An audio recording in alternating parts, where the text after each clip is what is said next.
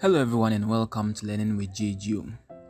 In this video, we shall be discussing a summary of the play The Gods Are Not to Blame by Ola Rotimi.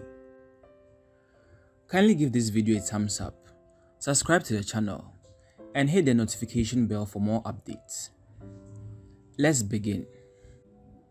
The African play The Gods Are Not to Blame follows Odiwale, a man born with a destiny he wishes to avoid. When his parents took him to the community diviner, the Ogun priest, to hear about the future of their son, they were met with anguish among the joy of drumming and dancing that their first son was destined to murder his father and marry his mother, and the only way to stop Odiwale was to kill him. However, Bonka, a servant, was unable to reconcile his understanding of his task with his attachment to the newborn baby. When he sent alone to dispose of the infant in the forest, he instead sought an adopted father for the baby and returned to his position of work.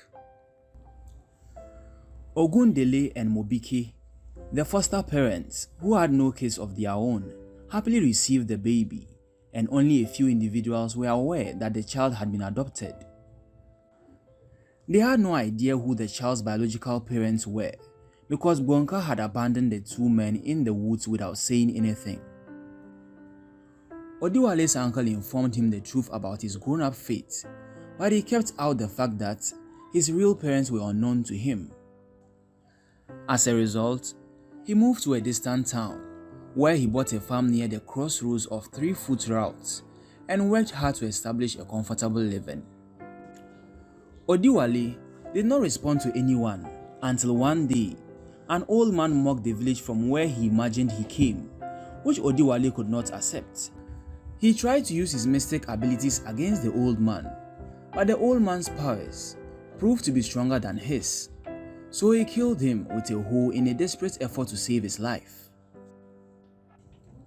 Odiwale then ran for months from town to town until he reached Kutuje, where the residents had just lost their king, and the enemy had taken advantage of the circumstance to attack them. But in his rage, Odiwale led the people to fight their enemies and conquered them.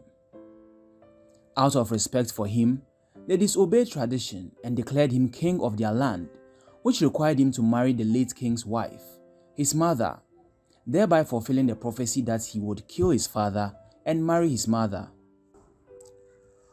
All of this was unknown to the king until he promised to find and punish the man who murdered the former king of the land. The origin of the terrible disease that tormented the people of Kutuje. The priest accused him of being the man he was looking for, and his old friend Alaka paid him a visit, telling him old stories with new meanings.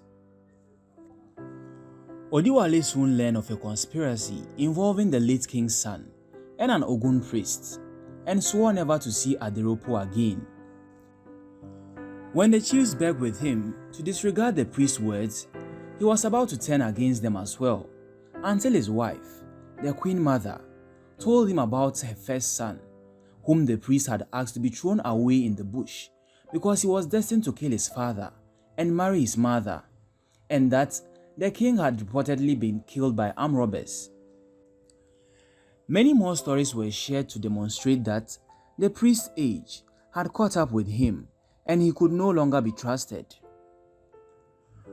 Odiwale became interested in the former king's murder by thieves and ordered that the eyewitness be brought in, not realizing that the same messenger who had handed him over to Ogundele was also an eyewitness to the incident.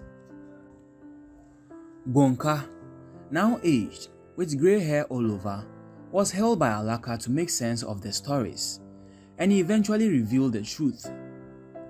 Odiwale was an unwanted child, the son of the late king and the son of the queen, whom he now referred to as wife and mother of his 4 children. The queen committed suicide because she couldn't bear the truth, and the king, in order to maintain his promise to the people of Kutuje, plucked out his eyes and ordered the queen's proper burial. He then banished himself with his children after healing the wounds he had formed in his relationship with his brother Aderopo.